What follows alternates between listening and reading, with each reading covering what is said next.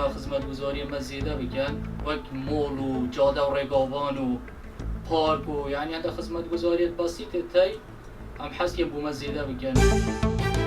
ئەوانێکەوە خزمەتیان تاو کردووە لە شوێنی خۆیان لایەن بین شوێنەکان بە کەسانی بازبوون و کەسانی نوێ و بەتاقەت گەنجانی نوێ کە مێشکیان ریفرێشە مێشکیان باش ئیشەکەن پڕکەینەوە.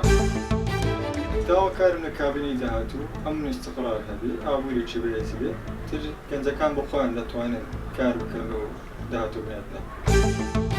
تەلەبەی زانکۆیە تەلەبەی پەیمانگەیە کە تەخەڕوز دەکات هەری کاری نییە مەجبورە هاوڵاتی یعنی نیشتمانەکەی خۆی و ئەو خۆشەویستیکە بۆی هەیە نەمێنێت.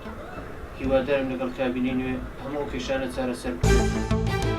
ئێمە ئەتوانین خۆمان زەرعات لە ناو خۆمانە بکەین و ئەتوانین کشت و کاڵ لە ناو خۆمانە پیا بکەین و بدەین ئەو کاڵانەمان بدەینە ناوخۆی خۆمان و بتوانین فرۆشتن لە ناو بکەن و بێ ئەوەی کە کاڵە لە دەرەوە بێت و دواتر کەسانی بیانیش بنە ناومانە ئیش بکەن و ئەو پارێش بچێتە دەرەوەی وڵات.